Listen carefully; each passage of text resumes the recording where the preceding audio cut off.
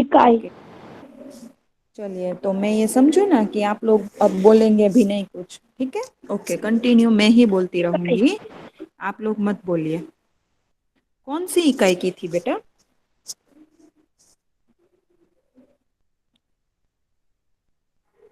कौन सी इकाई की थी?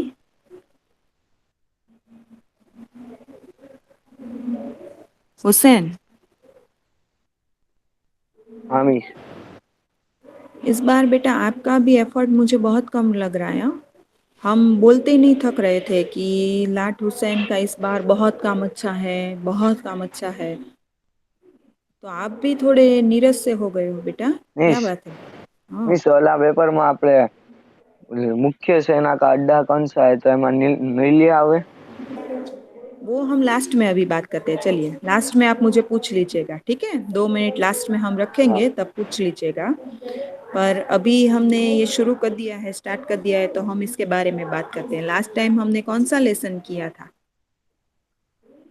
चौथा। Very good. कौन सा था बॉयज? 4th नंबर का लेसन। हुसैन ने इतना तो बता दिया कि हमने 4th लेसन किया था। उसका नाम बताएंगे कोई मुझे? कर्मयोगी लाल बहादुर शास्त्री। कर्मयोगी लाल बहादुर शास्त्री। ओके, उसके क्वेश्चन आंसर किए थे कि नहीं किए थे?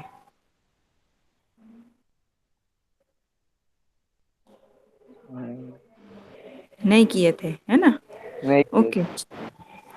ठीक है। आज मैं उसके क्वेश्चन आपको दे दूंगी। आज मैं आपको उसके क्वेश्चन दे दूंगी, आंसर अब मैं नहीं लिखवाऊंगी आपको, क्योंकि मैं इतनी मेहनत करती हूँ फिर भी आप लोग तो वही करते हैं जो आपको करना है बेटा। तो और वैसे भी 8 बॉयज हैं, वो अब इतने तो समझदार हो गए हैं कि वे लोग कर सकते हैं क्वेश्चन आंसर, है ना? और वैसे भी आप लोग तो होशियार स्टूडेंट है, हाँ? रैंकर है, और रैंकर से इतनी तो हम उम्मीद कर सकते हैं ना कि रैंकर स्टूडेंट अच्छे से कर लेंगे आंसर, ठीक है? इसलिए रैंकर स्टूडेंट है सभी क्लास में, इसलिए कोई टेंशन नहीं है, इसलिए सिर्फ क्वेश्चन लिखवा दूंगी इस बार। ओके, चलिए आज हम जो हैं वो 5वीं इकाई पहले तो शुरू करते हैं, जिसका नाम है दोहे। और दोहे जो है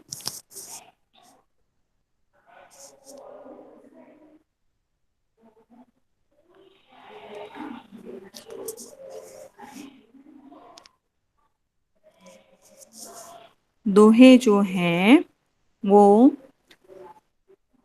हमने पढ़ लिए हैं 7th में कि दोहे क्या होते हैं। कोई बोधपूर्ण पद जिनमें होते हैं 2 पंक्तियों की, उसे पूरी, वैसे वो कविता के स्वरूप में ही होता है, पर 2 2 पंक्तियां होती है, और उन 2 पंक्तियों को दोहा कहा जाता है। और जिसमें किसी विशिष्ट उद्देश्य को सिद्ध किया जाता है, जिसमें कोई बोध हो, सीख होती है, उसे हम दोहे कहते हैं। और दोहे जो हैं वो कविता का ही एक प्रकार है, और ऐसे दोहे जो हैं वो हमारे कई सारे हिंदी साहित्य के कई सारे संत कवियों ने भी लिखे हैं, जिनमें कबीर जी, रहीम जी, तुलसीदास जी, झांसी आदि कई कवि हैं जिन्होंने दोहे लिखे हैं, और कोई ना कोई सीख हमें देने की कोशिश की है। राइट? तो आज हम जो है ना वो जो जिनके दोहे पढ़ने वाले हैं ना वो हैं कबीर जी, रहीम जी और तुलसीदास जी। तो पहले तो हम कबीर जी के बारे में जान लेते हैं कि कबीर जी जो हैं वे 15वीं शताब्दी के कवि माने जाते हैं, यानी 15वीं शताब्दी में उनका जन्म था, उस समय के वे कवि थे।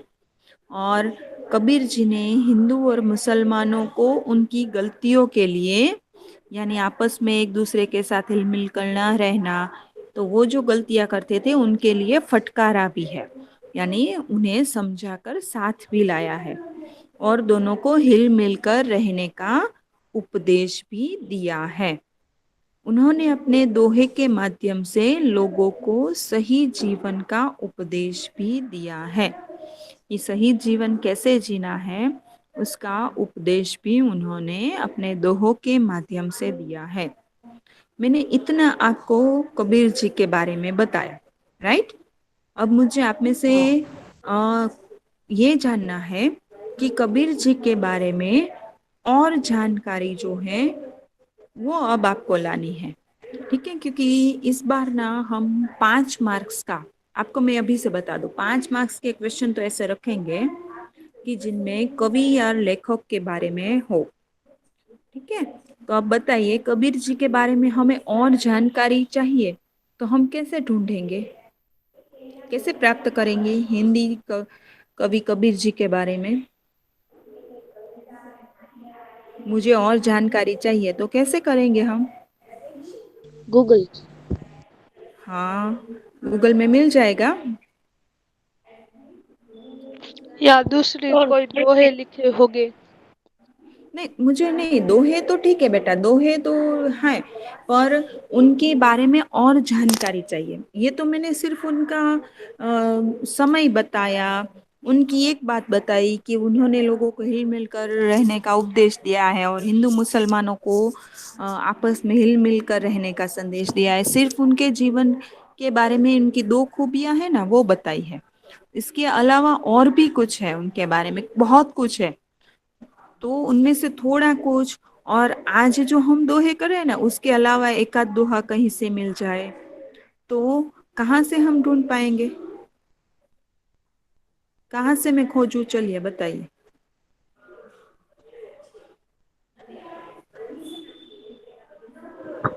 अपने घर में भाई बहन और मम्मी पापा को पूछ के।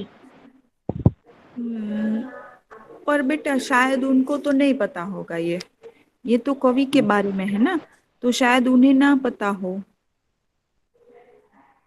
मिस क्योंकि बुक हिंदी रीड के कर। ही कवि है, ये हिंदी के कवि है, इसलिए सब्जेक्ट के कवि हो तो इतना मम्मी पापा को शायद ना पता हो ना, सबको। मिस बुक रीड करके। हाँ, बुक बुक कहाँ से मिलेगी। आपने डिजिटल लाइब्रेरी डाली हुई है। हाँ, हमने डिजिटल लाइब्रेरी डाली है, उसमें आप ढूंढ सकते हैं, है ना। लाइब्रेरी में से आपको बुक मिल सकती है। और इसके अलावा पहले भी किसी ने बताया कि गूगल से भी हम जान सकते हैं, ठीक है।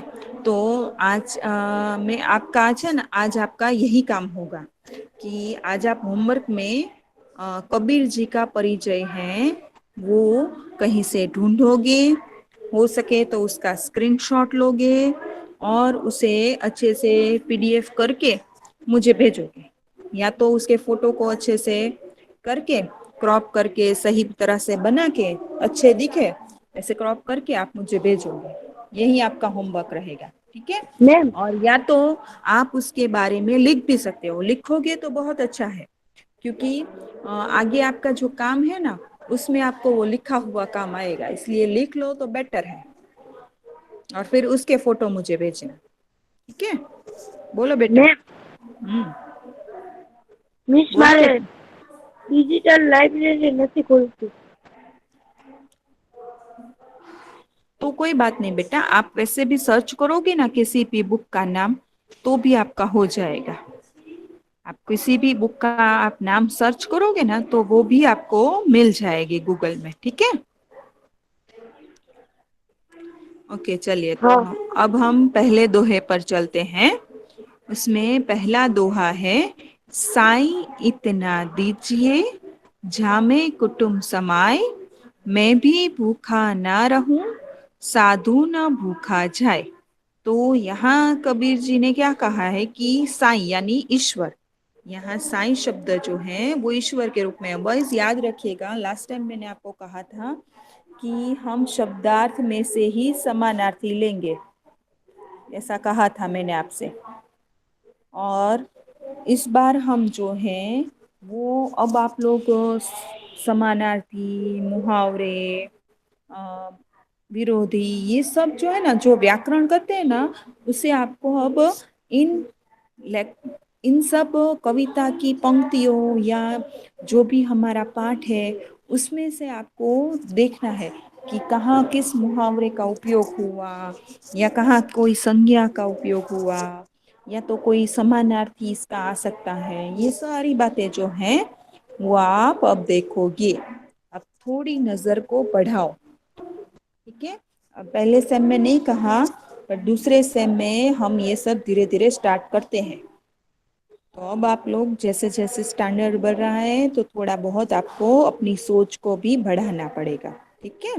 तो यहाँ साईं शब्द का अर्थ है ईश्वर, भगवान। इतना दीजिए जामे कुटुंब समय, जामे यानी जिसमें, जिसमें मेरा कुटुंब समा जाए, यानी मेरे कुटुंब को भरण पोषण हो जाए इतना। मैं भी भूखा ना रहूं, साधु ना भूखा जाए, यानी मैं भी भूखा ना रहूं और मेरे द्वार पर साधु आए वो भी यहाँ से भूखा ना जाए। यहाँ कबीर ने संतोष की बात की है कि हमें जितनी ज़रूरत है उतने की ही अपेक्षा हमें रखनी चाहिए ईश्वर से, उससे ज़्यादा नहीं। आया समझ में? ज़रूरत से ज़्यादा की हमें ईश्वर से इच्छा नहीं रखनी चाहिए। हमें जितना चाहिए उसी में हमें संतोष मानना चाहिए। ये बात यहाँ कबीर जी ने कही है कि हे ईश्वर, मुझे इतना अन्न और धन दीजिए जिसमें मेरे कुटुंब का भरण पोषण हो जाए, मैं भी भूखा न रहूं और मेरे द्वार पर कोई साधु संत आए तो वो भी खाली हाथ ना जाए, यानी मुझे इतना अन्न मिले कि मैं उन्हें भी मना ना करना पाऊँ, मैं उन्हें भी दान दे सकूं, तो मैं भी भूखा ना रहूं और मेरे द्वार पर जो साधु संत आए वो भी भूखे ना जाए। बस इतना ही मुझे आपसे चाहिए, इससे ज़्यादा नहीं चाहिए। तो जितनी ज़रूरत है उतना ही हमें अपना मांगना चाहिए, उतने में ही हमें संतोष करना चाहिए। ये बात यहाँ कही है, समझ में आया?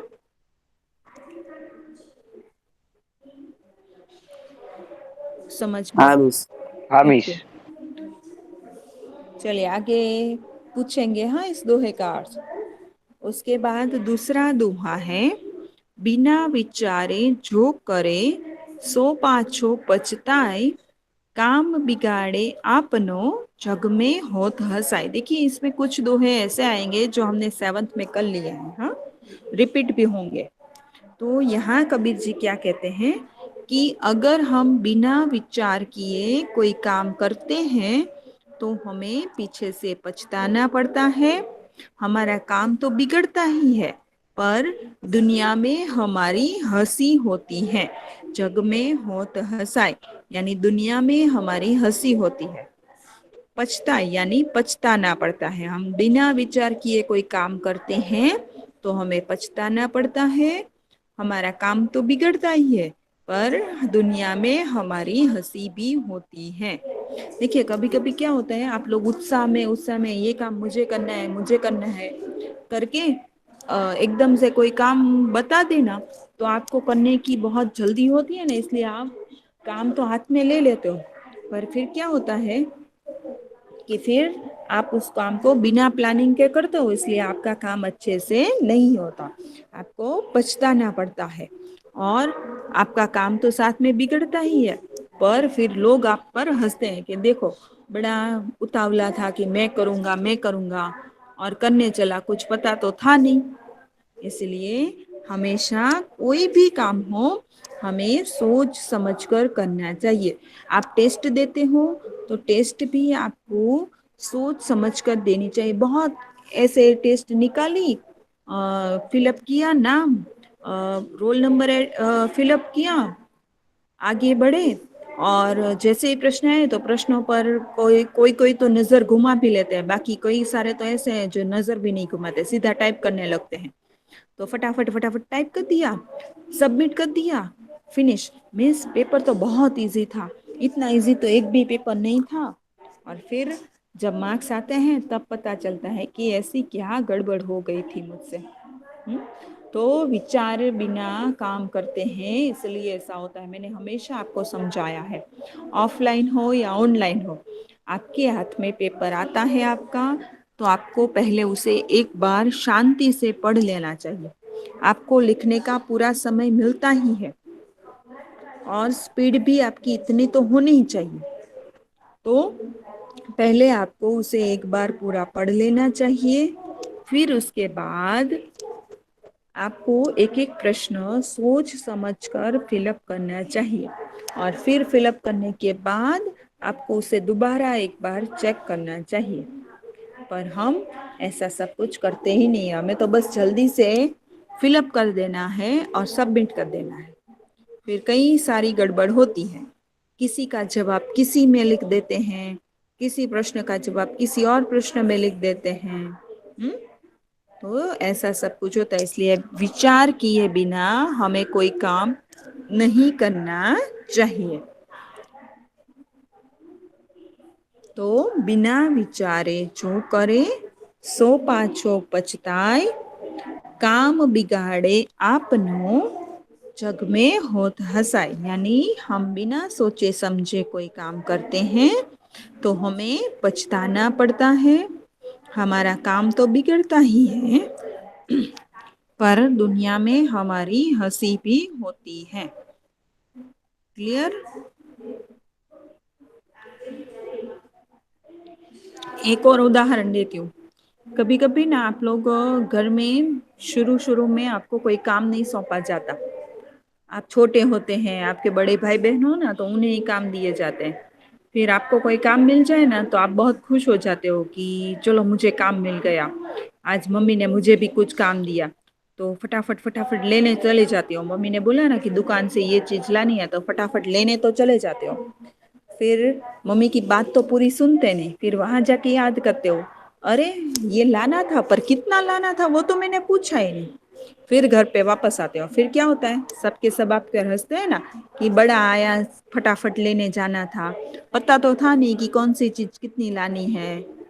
तो सोचे समझे बिना कोई काम नहीं करना चाहिए, सोचना चाहिए कि हाँ पहले पूछ ले, फिर वहां जाकर भी जान ले क्या दाम है उसके, फिर वो चीज हमें उस हिसाब से लेनी है, मम्मी ने जितनी मंगवाई है, पैसे देने हैं, पैसे कितने वापस लेने हैं, सारी बातें जो हैं वो सोचनी चाहिए कोई भी काम करने से पहले। ये तो मैंने एक छोटा सा उदाहरण दिया है ना।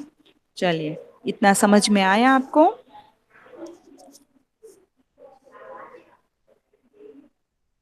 हाँ मिस। मिस मिस ये चलिए, लिखना है? नहीं बेटा अभी नहीं लिखोगे तो चलेगा, पर आप साथ में चाहो तो इसका अर्थ लिख सकते हो,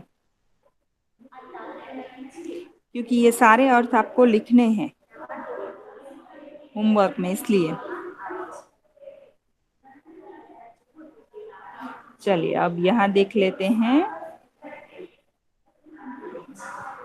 कबीरा खड़ा बाजार में, मांगे सबकी खैर, ना काहू से दोस्ती, ना काहू से बैर। यहाँ कबीर जी कहते हैं कि मैं बीच बाजार में खड़े होकर कबीर जी जो हैं वो सबकी खैरियत मांगते हैं। खैर यानी खैरियत। तो कबीर जी सबकी खैरियत मांगते हैं।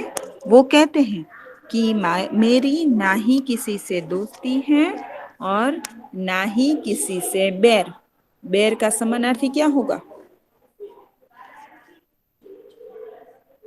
बैर का समानार्थी क्या होगा? दुश्मनी। हाँ, दुश्मन। तो मेरी ना ही किसी से दोस्ती है और ना ही किसी से दुश्मनी। तो कबीर जी जो हैं वो सबके लिए सबको एक समान मानते हैं। वो उनके लिए ना ही कोई ज्यादा महत्व का है और ना ही कोई कम महत्व का, उनके लिए सब समान है। तो वो कहते हैं मैं तो सबकी खैरियत मांगता हूँ और मेरी ना ही किसी से दोस्ती है और ना ही किसी से बैर। क्लियर इतना?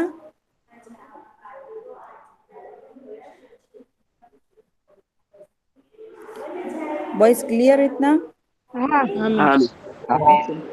और यहाँ कौन सा भाव दिखाया गया है, कौन सी बात समझाइए इस दोहे में कबीर जी ने? चलिए, दोहे दो में मैंने बताया, तीसरे में आप बताइए कौन सी बात बताई है कबीर जी ने यहाँ? समानता की। कौन सी?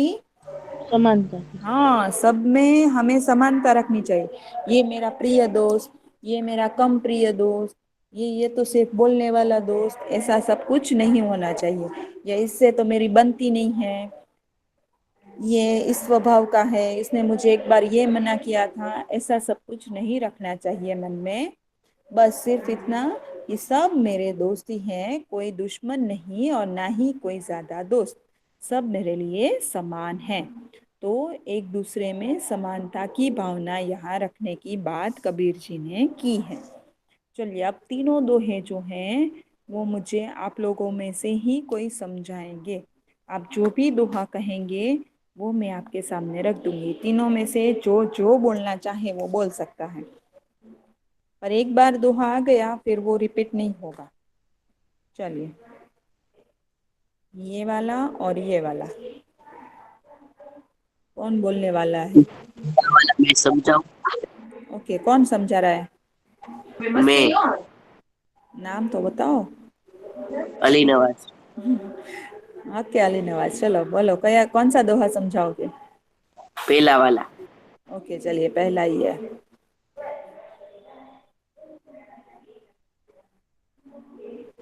पहले दोहा पढ़ लीजिएगा एक बार। हाँ मिस। साई इतना दीजिए चार कुदू में समाए, मैं भी भूखा ना रहूं साधु न भूखा जाए। इसमें मिस कबीर जी इसमें जो है वो ऐसा कहते हैं कि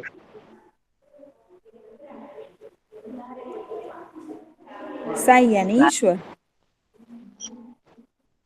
ईश्वर जो है वो मुझे इतना दे दे कि मैं और मेरा परिवार भूखा न रहे और जो साधु मेरे कराए वो भी भूखा न रहे। हाँ, वेरी गुड, परफेक्ट। कि हे मिशन ईश्वर, त्रिजु। मुझे इतना अन्न और धन दीजिए कि जिसमें मेरे कुटुंब का भरण पोषण हो जाए, मैं भी भूखा न रहूं और मेरे द्वार पर जो साधु संत आए वो भी भूखे ना जाए। क्लियर? हाँ, मिशन त्रिजु समझाओ। ओके, चलिए। कबीर वो खड़ा बाजार में, એટલે કબીર ઊભો થાય છે બાજારમાં, માંગા बेटा, सब। आपकी आवाज बहुत स्लो आ रही है, और पहले दोहा पूरा पढ़ लो एक बार। हाँ, कबीर खड़ा बाजार में, मांगा सबकी खैर, ना काहू से दोस्ती ना काहू से બેર। એટલે કબીર ઊભો થાય છે બજારમાંથી, બધા પાસેથી ખેર માંગે છે, એટલે એની પાસે કોઈની દોસ્તી નથી ને દુશ્મની નથી। और આમાં खैर का मतलब સમાનતાનો क्या? કીધો છે। खैर का मतलब क्या होगा? ध्रुव है ना, ध्रुव? ના, મોહમ્મદ રજા। ओके, मोहम्मद रजा। खैर का मतलब क्या होगा यहाँ? પછી ભૂલાઈ ગયું ખેર। खैर यानी खैरियत। खैरियत।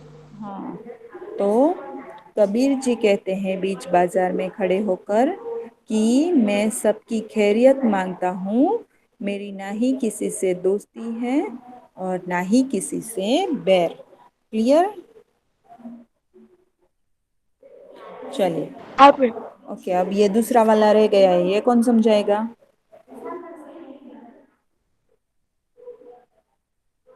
दो तो हो गए, अब ये एक समझाना है। कौन समझाने वाला? इसमें हाँ, करूँ? चलो उसे। बिना विचारे जो करे सो पाछो पछताई। काम बिगाड़े काम बिगाड़े अपनो, जग जग में हो तो हसाई। हम्म,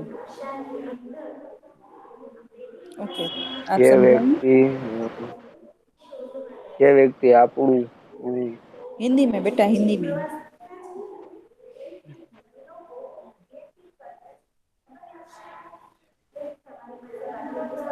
मैं कहूँ? ओके, चलो कहो। जो व्यक्ति बिना सोचे समझे काम करते हैं वो बाद में पछताते हैं। Very good. वो फिर? अपना भी काम बिगाड़ते हैं, वो हाँ, दूसरे का काम बिगाड़ते हैं, तो दुनिया में उसकी हंसी हंसी उड़ जाती है। हाँ, वेरी गुड। ओके चलो, और कौन समझाना चाहता था ये दोहा? राठौड़ ध्रुव। ओके ध्रुव, चलो बेटा कंटिन्यू। बिना विचारे जो करे सो पाछो पछताय, काम बिगाड़े आपनो जग में होत हसाय।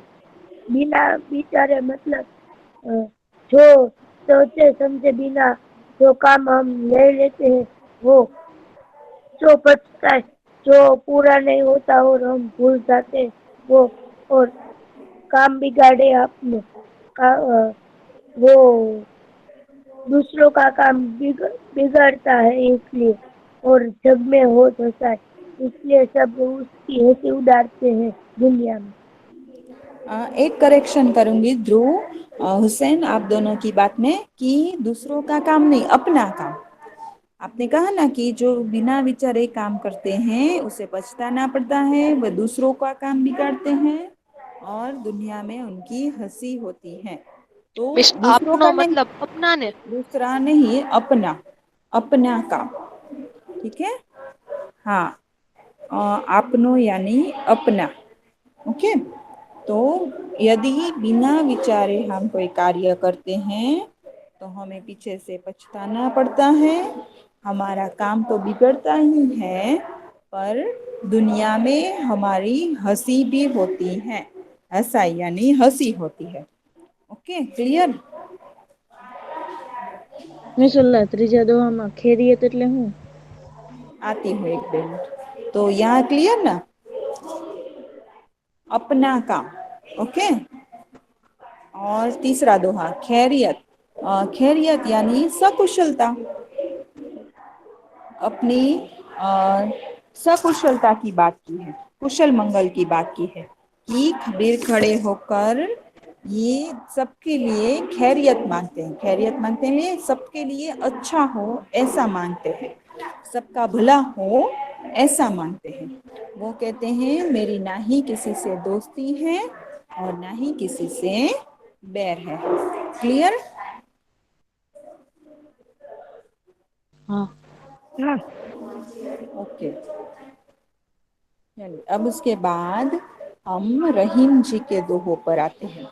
ठीक है, रहीम जोई जो हैं उनका पूरा नाम है अब्दुल रहीम खान थाना, यानी रहीम। और आप बड़े ही उदार और अनुभवी थे, यानी उदार स्वभाव के थे और अनुभवी थे। रहीम जी भी 15वीं शताब्दी के संत कवि माने जाते हैं और उन्होंने समाज में सही रास्ता दिखाते हुए समाज को बहुत ही अच्छे दोहों की रचना भी की है। वे बहुत ही अनुभवी और उदार संत थे और उनके दोहे सामान्य जन के जीवन से ही के सही पहलू से परिचित करवाते हैं, यानी लोगों का जो सामान्य लोगों का जो जीवन है उसका हमें परिचय करवाते हैं, कि सामान्य लोगों का जीवन कैसा है उसका हमें परिचय करवाते हैं। और जीवन मूल्यों का भंडार इनके दोहों में देखने को मिलता है, यानी जीवन के जो सही मूल्य है वो हमें इनके पास से बहुत सारे जानने को मिलते हैं।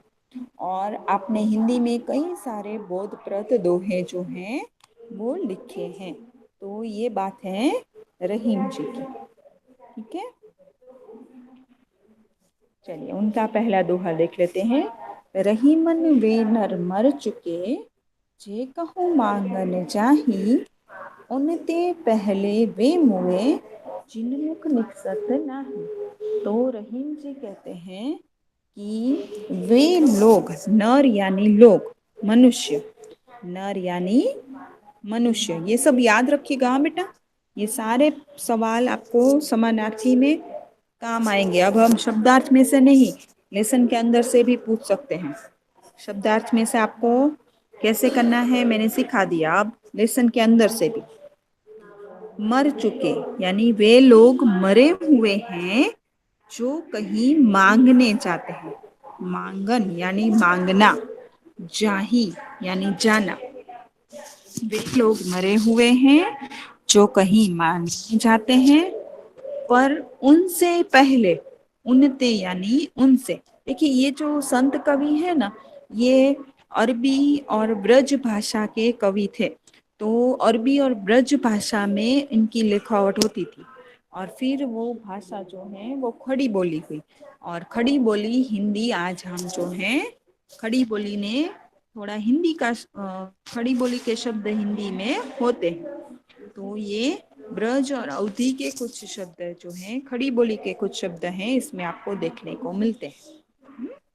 तो उनते पहले उनते यानी उनसे पहले वे मुए यानी मैं मर चुके हैं जिनमुख निकसत नाही जिनके मुख से ना निकलती है निकसत यानी निकलना और नाही यानी ना। तो रहीम जी कहते हैं कि वे लोग मरे हुए समान हैं जो कहीं मांगने जाते हैं पर उनसे पहले वे लोग मरे हुए हैं जो उन्हें देने से मना करते हैं। यानी क्यों मांगने जाते हैं वो मरे हुए समान है आपको चित्र में दिखाई देता है। उसके आधार पर आप सोच सकते हैं कि क्यों रहीम जी ने ऐसा कहा कि जो कहीं मांगने जाते हैं वो मरे हुए समान है। क्योंकि वो कोई कुछ काम नहीं करते इसलिए। हाँ हाँ किसने बताया? राठौड़ ग्रुप। ओके ध्रुव वेरी गुड बेटा। वे लोग कुछ काम काज नहीं करते। आप देख सकते हैं कि हम लोग कई लोगों को देखते हैं जो अच्छे खासे होते हैं काम काज कर सके ऐसे होते हैं उनके हाथ पैर सब सलामत हैं फिर भी वे काम नहीं करते और मांग कर काम चलाते हैं क्योंकि उन्हें काम नहीं करना आलस है। तो वे लोग मरे हुए समान हैं पर उनसे पहले भी वे लोग मरे हुए समान हैं जो उन्हें देने से मना करते हैं। तो वे क्यों मरे हुए समान हैं जो देने से मना करते हैं? मांगने वाला क्योंकि तो उनके पास तो पैसे और अन्न भी है, वो भी नहीं देता इसलिए। वेरी दया गुड। समान रखनी चाहिए। हाँ ये दोहा आपको याद हो तो हमने 7th में कर लिया है ना। तो आगे हमने कर लिया है पहले। तो उनसे पहले वे लोग मरे हुए समान हैं जो उन्हें देने से मना करते हैं। देखिए वो तो मरे हुए समान है ही जो कहीं मांगने जाते हैं अच्छे खासे हैं फिर भी मांगने जाते हैं पर उनके पास नहीं है इसलिए मांगते हैं। और जिनके पास सब कुछ है फिर भी वो देने से मना करते हैं। क्या कहते हैं? नहीं है कुछ। हाँ हमारे पास सब कुछ है फिर भी हम क्या कहते हैं? नहीं है कुछ। तो वे लोग तो उनसे पहले भी मरे हुए समान हैं जो उन्हें देने से मना करते हैं। क्लियर इतना?